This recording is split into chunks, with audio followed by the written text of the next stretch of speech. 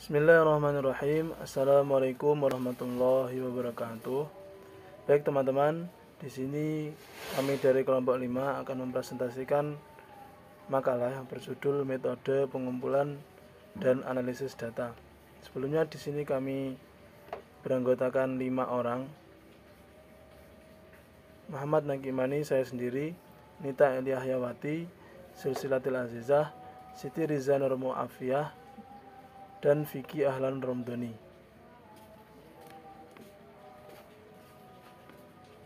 Baik, selanjutnya menuju ke sub yang pertama, yaitu macam-macam teknik observasi, wawancara, dan dokumentasi.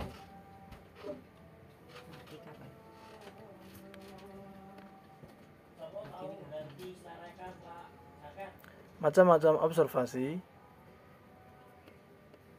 di sini menurut Marcel menyatakan bahwa through observation the research limb about behavior and the learning attention to those behavior. Melalui observasi, peneliti belajar tentang perilaku dan makna dari perilaku tersebut. Macam-macamnya di sini ada 3. Yang pertama yaitu observasi partisipatif, observasi terus terang atau tersamar. Yang terakhir yaitu observasi tak berstruktur.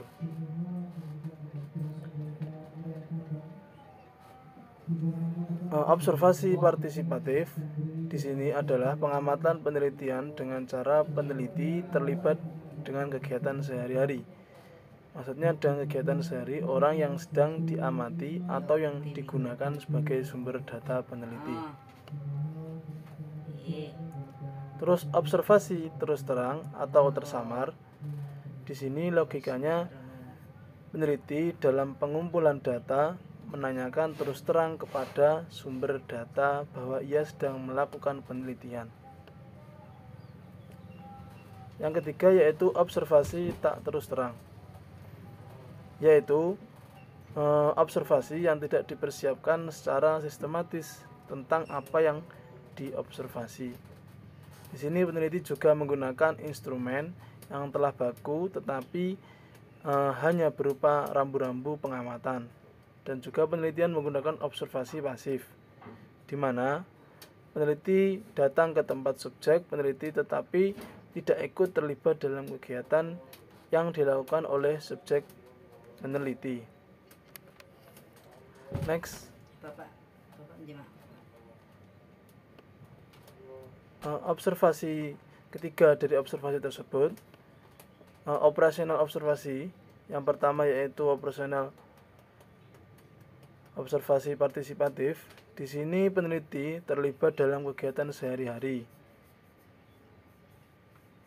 Maksudnya sehari-hari orang yang sedang diamati atau yang digunakan sebagai sumber data penelitian. Di sini peneliti ikut melakukan apa yang dikerjakan oleh sumber data dan ikut merasakan suka dukanya dengan observasi partisipan ini. Maka data yang diperoleh akan lebih lengkap, tajam, dan sampai mengetahui pada tingkat makna dari setiap perilaku yang nampak. Selanjutnya observasi terus terang atau tersamar. Di sini operasional observasi ini yaitu peneliti dalam mengumpulkan data menyatakan terus terang kepada narasumber. Di sini bahwa ia sedang melakukan penelitian. Jadi, mereka yang diteliti mengetahui sejak awal sampai akhir tentang aktivitas peneliti. Tetapi, dalam suatu saat peneliti juga tidak terus terang atau tersamar dalam perilaku dari makna dari perilaku. Yang ketiga yaitu observasi tak terus terang. Di sini contoh operasionalnya yaitu teknik yang digunakan dalam penelitian ini untuk mengetahui bagaimana peningkatan praktik tersebut sedang melakukan observasi pembelajaran di sekolah dan di rumah, serta untuk mengetahui bagaimana bentuk kerjasama guru dengan orang tua demi kemajuan peserta didik. Selanjutnya yaitu Pengumpulan data dengan cara teknik wawancara. Wawancara atau teknik wawancara merupakan salah satu cara pengumpulan data dalam suatu penelitian. Karena menyangkut data, sehingga wawancara termasuk salah satu elemen penting dalam proses penelitian. Wawancara dapat diartikan sebagai cara yang dipergunakan untuk mendapatkan informasi dari responden secara bertanya langsung, yaitu dengan bertatap muka. Namun, seiring perkembangan zaman, teknik wawancara dapat dilakukan dengan cara telepon maupun dengan cara sambungan internet. Menurut Moleong, wawancara adalah kegiatan percakapan dengan maksud tertentu yang dilakukan oleh kedua belah pihak, yaitu pewawancara dan yang diwawancarai. Wawancara atau interview untuk penelitian berbeda dengan percakapan sehari-hari. Jika wawancara berguna untuk memperoleh keterangan, pendirian, pendapat, serta lisan dari seseorang yang biasa disebut responden dengan berbicara langsung dengan orang tersebut.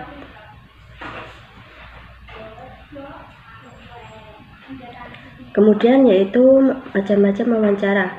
Secara umum wawancara dibagi menjadi dua, yaitu yang pertama wawancara berencana atau standar interview. Biasanya daftar pertanyaan telah disiapkan sebelumnya dan disusun secara sistematis. Kemudian oleh pewawancara ditanyakan kepada responden dengan cara membacakan untuk dijawab. Semua responden terpilih diajukan kuesioner, kata-kata, pola, dan sistematika yang sama. Pewawancara tidak boleh mengubahnya. Teknik ini umumnya digunakan pada sosiolog atau untuk penelitian survei dan psikolog atau mengukur opini. Kemudian yang kedua, wawancara tidak berencana atau understated interview. Wawancara yang sebelumnya tidak dibekali persiapan penyusunan daftar pertanyaan secara terpola dan sistematis yang seharusnya dipatuhi pewawancara. Namun bukan berarti dilakukan secara asal-asalan. Wawancara ini dibagi menjadi dua. Yang pertama wawancara bebas dan yang kedua wawancara fokus.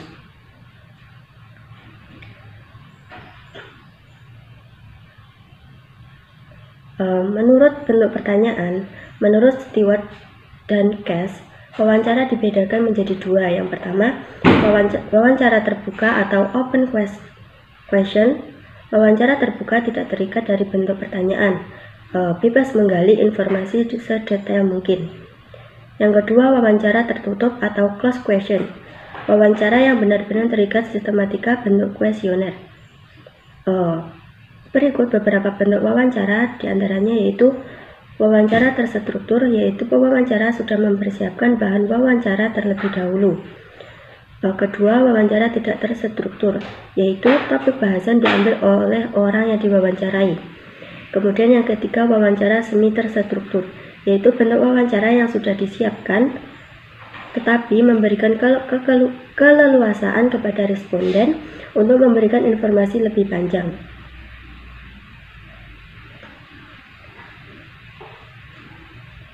Kemudian contoh operasional wawancara. Contoh operasional pengumpulan data melalui wawancara yang bertujuan untuk mengetahui faktor penyebab penggunaan zat aditif, yaitu MSG atau monosodium glutamat atau biasa disebut dengan micin pada ibu rumah tangga. Berikut contoh penerapan pengumpulan data dengan wawancara yang bertemakan MSG atau micin. Pertanyaannya, dalam kebutuhan sehari-hari, apakah ibu menggunakan penyedap rasa atau micin pada masakan? Jawab, iya, biasa dibilang setiap hari. Kemudian pertanyaan yang kedua, alasan ibu menggunakan micin? Ya, karena biar terasa enak masakannya. Kemudian pertanyaan yang ketiga, semisal micin diganti dengan bumbu dapur dari bahan alami, bagaimana menurut ibu? Jawabannya, berhubung sudah terbiasa menggunakan, jadi kalau tidak dikasih micin, kurang sedap, rasa kayak kurang dimasakannya. Kemudian pengumpulan data dengan cara dokumentasi. Data dalam penelitian kualitatif kebanyakan berasal dari sumber manusia atau human resource. Melalui observasi atau wawancara, sumber lain yang bukan dari manusia atau non-human resource yaitu dokumen, foto, dan bahan statistik. Dokumen bisa berupa buku harian, notula rapat, laporan berkala, jadwal kegiatan, peraturan pemerintah, anggaran dasar, rapat siswa, surat-surat resmi, dan lain sebagainya. Gambaran atau contoh dari metode ini dapat diartikan sebagai cara pengumpulan data dengan cara memanfaatkan data-data berupa buku, catatan atau dokumen sebagaimana dijelaskan oleh Sanapiyah Faisal sebagai berikut. Metode dokumenter, sumber informasinya berupa bahan-bahan tertulis atau tercatat. Pada metode ini, petugas pengumpulan data tinggal mentransfer bahan-bahan tertulis yang relevan pada lembaran-lembaran yang telah disiapkan untuk mereka sebagaimana mestinya. Adapun contoh operasional pengumpulan data melalui dokumentasi pada penelitian kualitatif, yaitu pemanfaatan limbah bulu ayam sebagai pakan ternak. Data berasal dari dokumen desa terkait masyarakat yang memiliki usaha. Dari dokumen tersebut dapat diketahui masyarakat yang peternak ayam, sehingga nantinya limbah bulu ayam dapat dimanfaatkan sebagai pakan ternak. Sekian dari saya, selanjutnya akan dilanjutkan teman saya. Instrumen penelitian.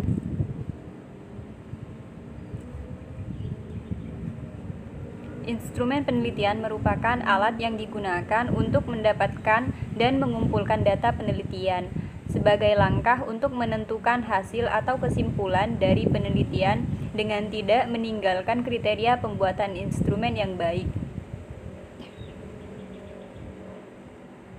Selanjutnya, jenis-jenis instrumen penelitian. Jenis-jenis instrumen penelitian yaitu instrumen penelitian berupa tes dan instrumen penelitian berupa inventory, instrumen penelitian berupa angket atau kuesioner, instrumen penelitian berupa interview dan wawancara, instrumen penelitian berupa observasi atau pengamatan, instrumen penelitian berupa skala bertingkat, dan terakhir, instrumen penelitian berupa dokumentasi dan data sekunder. Selanjutnya, kriteria instrumen penelitian yang baik. Dari pengertian ini kami mengambil dari beberapa tokoh, yaitu yang pertama menurut Ibnu Hajar pada tahun 1996, yaitu kualitas instrumen ditentukan oleh dua kriteria utama, yaitu validitas dan reliabilitas. Validitas suatu instrumen menurutnya menunjukkan seberapa jauh ia dapat mengukur apa yang hendak diukur, sedangkan reliabilitas menunjukkan tingkat konsistensi dan akurasi hasil pengukuran. Selanjutnya, menurut Surya Brata tahun 2008, mengemukakan bahwa validitas instrumen didefinisikan sebagai sejauh mana instrumen itu merekam atau mengukur apa yang dimaksudkan untuk direkam atau diukur. Sedangkan reliabilitas instrumen merujuk kepada konsistensi hasil perekaman data atau pengukuran.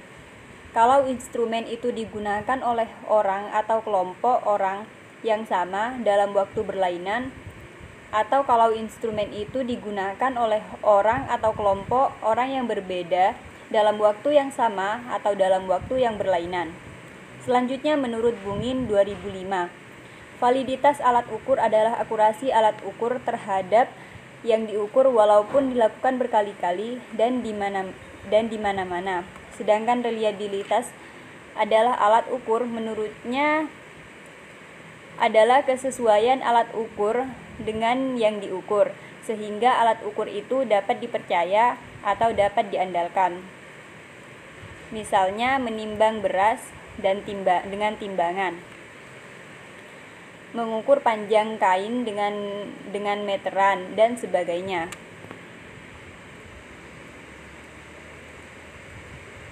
Selanjutnya, langkah-langkah penyusunan instrumen penelitian. Langkah yang pertama yaitu analisis variabel. Analisis variabel penelitian yakni mengkaji variabel menjadi sub penelitian sejelas-jelasnya sehingga indikator tersebut bisa diukur dan menghasilkan data yang diinginkan peneliti.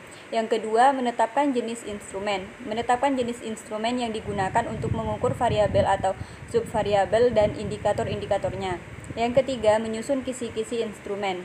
Peneliti menyusun kisi-kisi atau layout instrumen.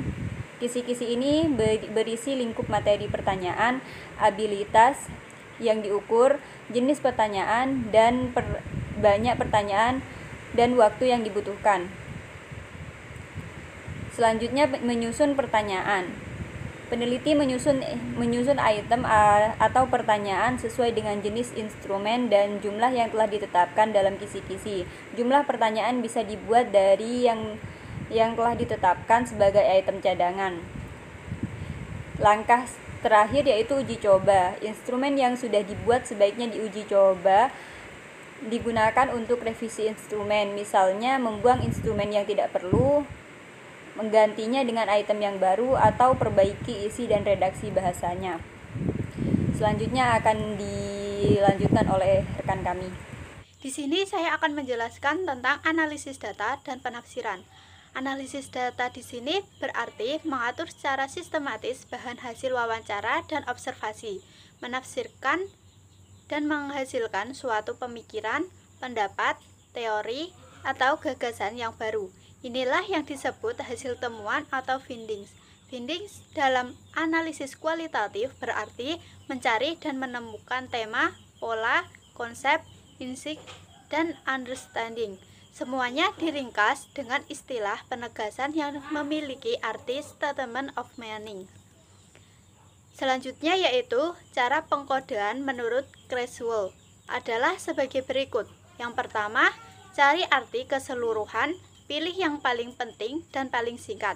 Yang kedua, tanyakan apa yang disampaikan oleh data tersebut dan cari arti yang terkandung dalam informasi itu.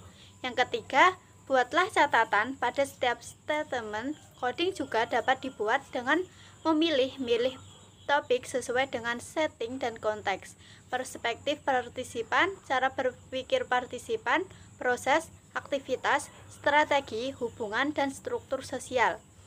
Yang keempat yaitu, sesudah pengkodean, lanjutkan dengan membuat daftar dari kode yang telah dibuat. Caranya, sendirikan kode yang memiliki arti yang sama. Hilangkan yang redundan, coding nantinya akan makin kecil dan kecil. Coding-coding ini nantinya akan membentuk tema-tema atau pola-pola. Fungsi kode adalah membuat ide utama. Kelima yaitu tentukan 5 hingga 7 tema atau pola. Alat bantu yang digunakan untuk menganalisis data kualitatif pada penulisan ini yaitu menggunakan software NVivo 11 Plus. Pada NVivo, sumber data yang dianalisis dibagi menjadi 4.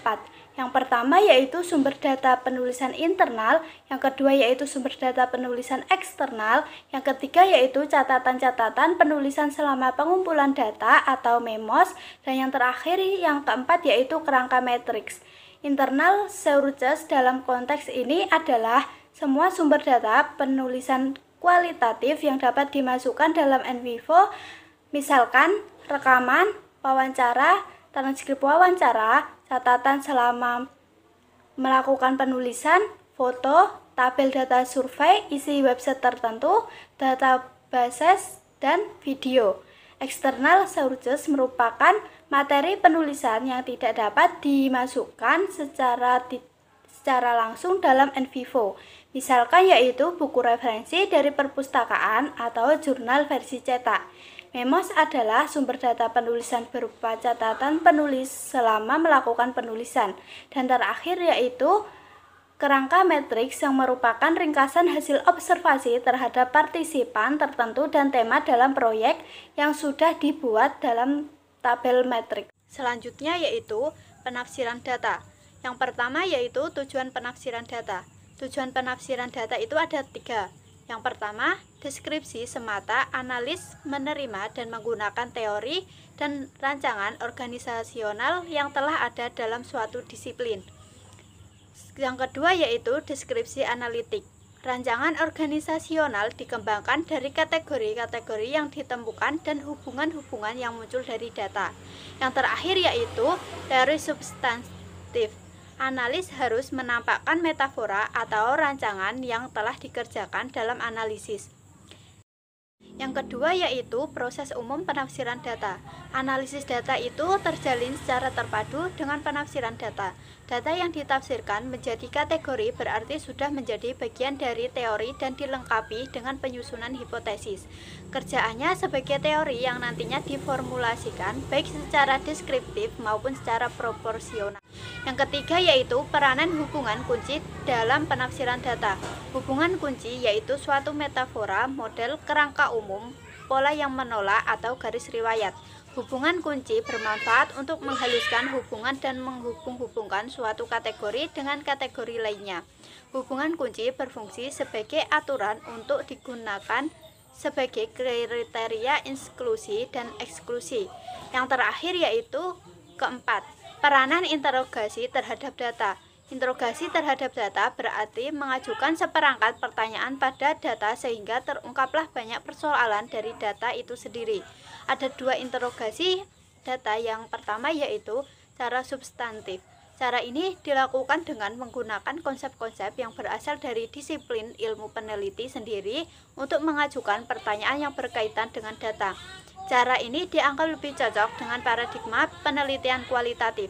Yang kedua yaitu cara logis, yaitu cara yang biasa dilakukan ilmu pengetahuan seperti eksperimental, komparasi, histeris, berpikir analogis, dan proses bekerja.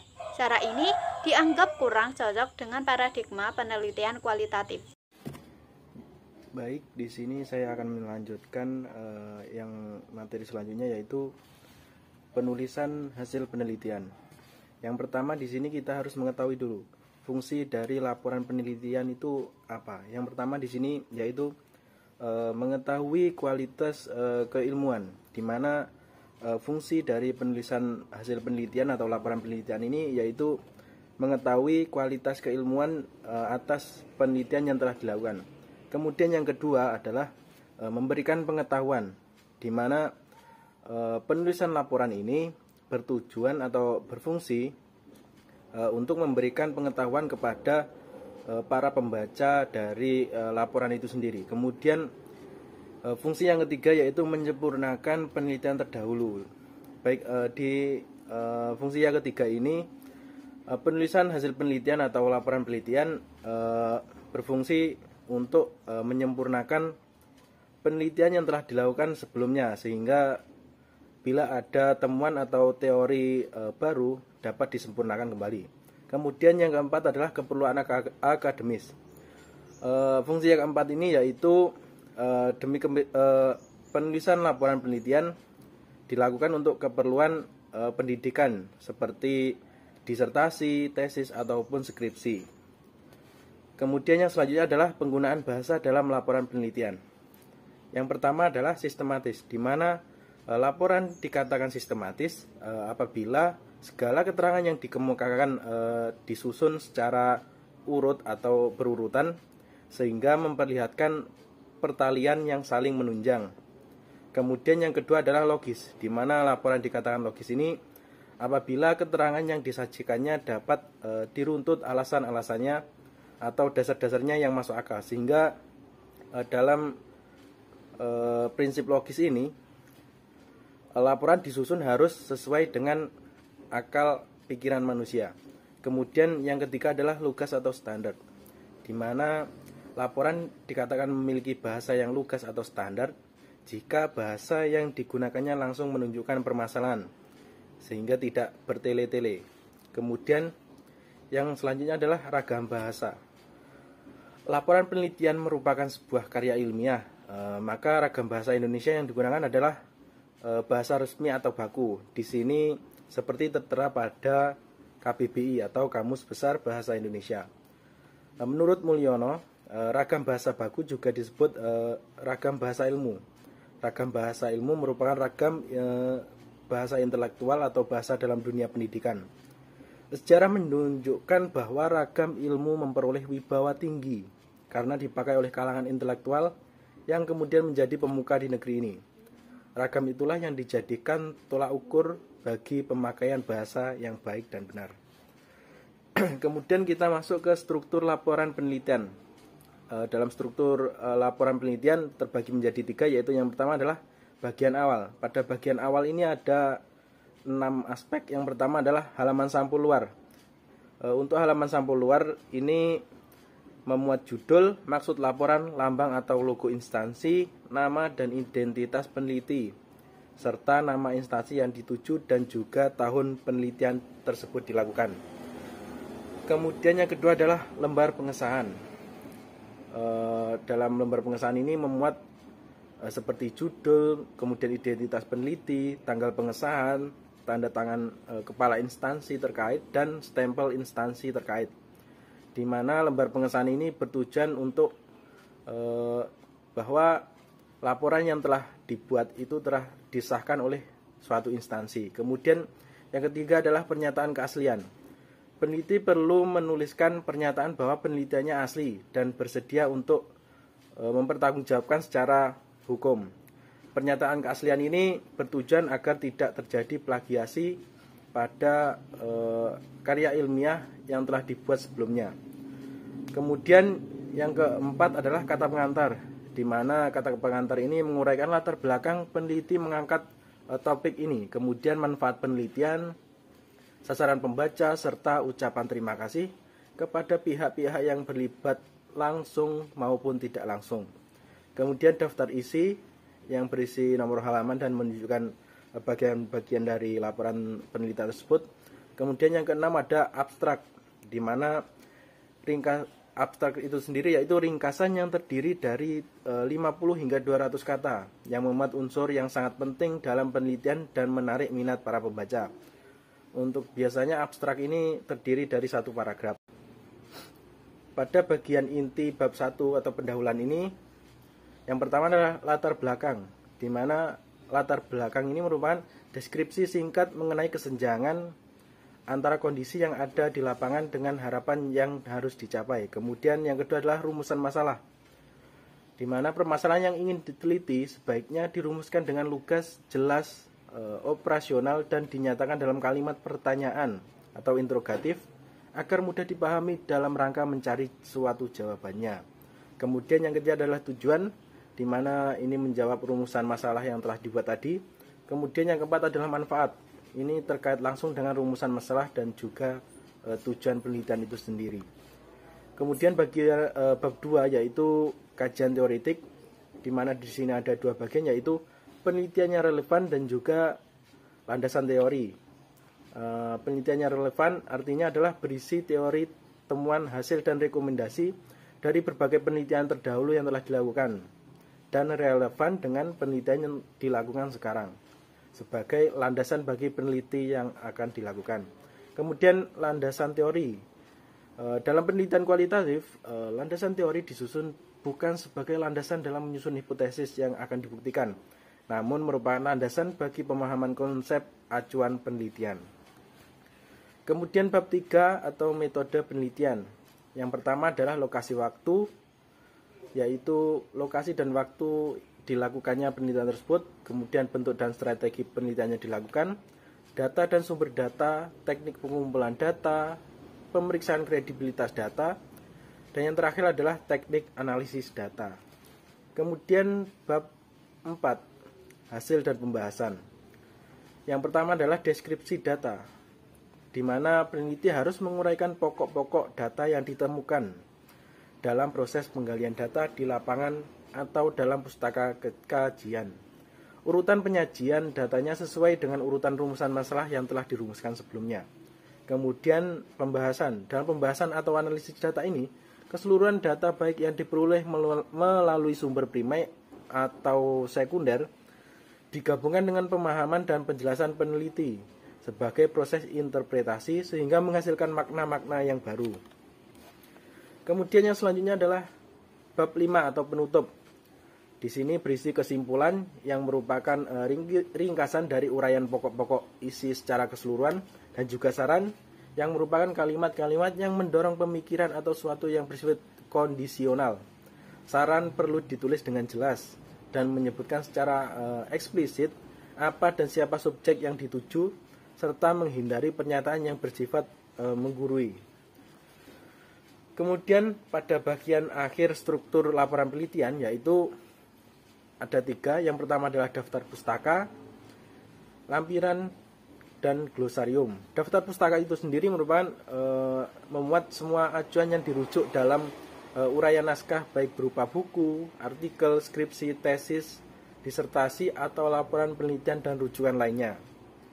Kemudian lampiran ini berisi catatan lapangan, instrumen penelitian, dan keterangan lain yang diperlukan, yang berfungsi untuk melengkapi uraian naskah pada laporan penelitian. Kemudian untuk glosarium, ini menjelaskan istilah-istilah kunci dan istilah lain yang mungkin sulit dipahami oleh pembaca. Di sini saya akan memberikan contoh rumusan masalah yang baik, di mana di sini permasalahan yang diangkat misalnya adalah pemanfaatan abu sekam sebagai partisipasi dalam pembuatan batu bata. Untuk rumusan masalahnya yaitu yang pertama adalah bagaimana proses pembuatan batu bata dengan tambahan abu sekam. Kemudian yang kedua adalah bagaimana karakteristik batu bata dengan tambahan abu sekam.